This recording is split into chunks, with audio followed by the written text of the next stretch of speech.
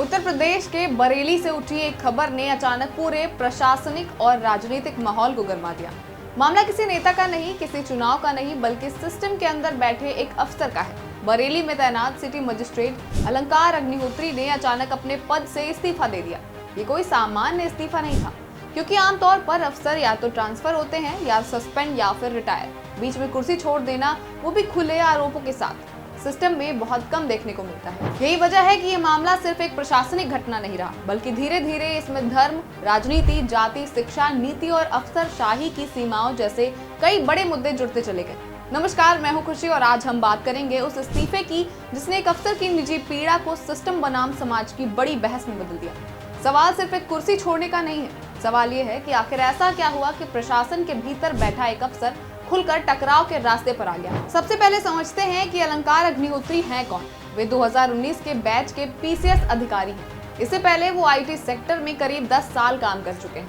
IIT BHU से BTech किया है और खुद को महामना मदन मोहन मालवीय के विचारों से प्रेरित बताते हैं, यानी एक पढ़े लिखे टेक्निकल बैकग्राउंड वाले अफसर जो प्रशासन में आए। बरेली में सिटी मजिस्ट्रेट जैसे अहम पद पर तैनाती मिलना खुद में बड़ी जिम्मेदारी होती है। कानून व्यवस्था, मजिस्ट्रियल काम, संवेदनशील फैसले सब इसी पद से जुड़े होते हैं। अब आते हैं विवाद की जड़ पर। अलंकार अग्निहोत्री ने अपने इस्तीफे में 2 बड़े कारण गिनाए। पहला, यूजीसी यानी विश्वविद्यालय अनुदान आयोग के नए नियम और दूसरा, प्रयागराज के माघ मेले में शंकराचार्य अविमुक्तेश्वरानंद और उनके शिष्यों के साथ कथित दुर्व्यवहार। इन दोनों मुद्दों को उन्होंने सिर्फ नीति या घटना नहीं माना, बल्कि इसे सनातन समाज के सम्मान और सामान्य वर्ग के भविष्य से जोड़कर देखा। यूजीसी के नए नियमों को लेकर उनका कहना है कि इनसे सामान्य वर्ग के छात्रों को शक की निगाह से देखा जाएगा। समता समिति जैसे प्रावधानों के जरिए झूठी शिकायतें बढ़ेंगी और ब्राह्मण, क्षत्रिय, वैश्य, भूमिहार जैसे समुदायों के बच्चों का भविष्य खतरे में पड़ सकता है। ये एक बेहद राजनीतिक और संवेदनशील दावा है, क्योंकि शिक्षा नीति पर बहस पहले से ही देश में गर्म रहती है। लेकिन यहाँ खास बात यह है कि ये बात किसी नेता से नहीं, बल्कि एक मौजूदा अफसर ने कही। दूसरा और ज्यादा भावनात्मक मुद्दा है प्रयागराज माघ मेले की घटना। अलंकार अग्निहोत्री का आरोप है कि शंकराचार्य अविमुक्तेश्वरानंद के शिष्यों के साथ मारपीट हुई है। उनकी चोटी खींची गई, उन्हें अपमानित किया गया और उनके अनुसार चोटी और शिखा ब्राह्मणों और साधु संतों की धार्मिक पहचान होती है और उसका अपमान पूरे सनातन समाज का अपमान होता है। उन्होंने ये भी लिखा कि वो खुद ब्राह्मण समाज से आते हैं और इस घटना ने उन्हें अंदर से झकझोर कर रख दिया है। अब सवाल ये उठता है कि क्या एक अफसर को ऐसे मुद्दों पर सार्वजनिक रूप से स्टैंड लेना चाहिए?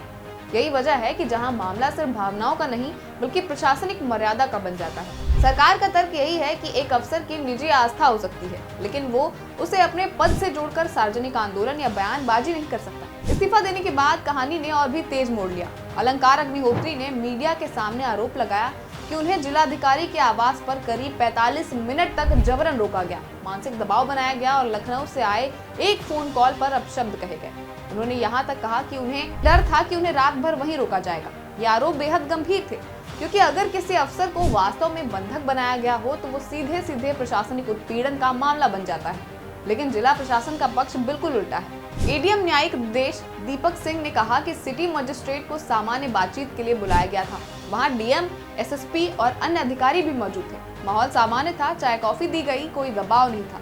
उनके अनुसार अलंकार अग्निहोत्री को समझाया गया कि वो भावनात्मक फैसले ना लें, चाहे तो छुट्टी पर चले जाएं, लेकिन किसी तरह का बंधक बनाना या अपशब्द कहना पूरी तरह गलत आरोप है। यहीं से मामला शब्दों की जंग बन गया। एक तरफ अफसर के आरोप, दूसरी तरफ प्रशासन का खंडन। सरकार ने बिना देर किए साफ कह दिया कि वो इस पूरे प्रकरण को अनुशासन के चश्मे से देख रही। नतीजा, अलंकार अग्निहोत्री को तत्काल प्रभाव से निलंबित कर दिया गया और उनके खिलाफ विभागीय जांच के आदेश दिए गए।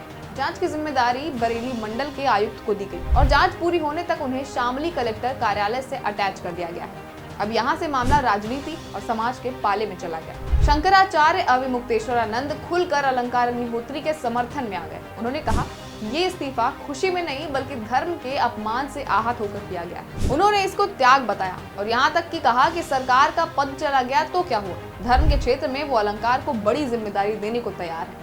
इस बयान ने आग में घी डालने का काम किया। ब्राह्मण सभा और कई सामाजिक संगठनों ने सड़कों पर उतरकर प्रदर्शन शुरू कर दिया। नारे लगे, यूजीसी हटाओ, काला कानून वापस लो। कुछ सवर्ण बीजेपी नेताओं ने भी नैतिक समर्थन जताया। हालांकि पार्टी स्तर पर दूरी बनाए रखी गई। विपक्ष ने सरकार पर हमला बोला और कहा कि अफसरों की आवाज दबाने का उदाहरण है। अब आते हैं सबसे अहम सवाल पर, आगे क्या होगा।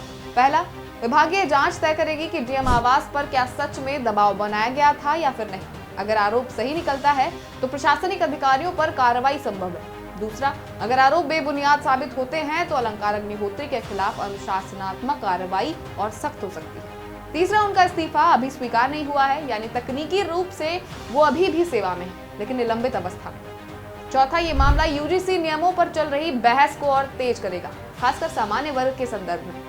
पांचवा, सरकार और प्रशासन अब ऐसे मामलों में अफसरों की सार्वजनिक बयानबाजी को लेकर और सख्त दिशा निर्देश ला सकते हैं। इस पूरे प्रकरण का सबसे बड़ा असर ये है कि इसने एक बार फिर ये सवाल खड़ा कर दिया है कि क्या अफसर सिर्फ आदेश मानने की मशीन है या फिर उन्हें असहमति जताने का भी अधिकार है, और अगर है तो उसकी सीमा क्या होनी चाहिए।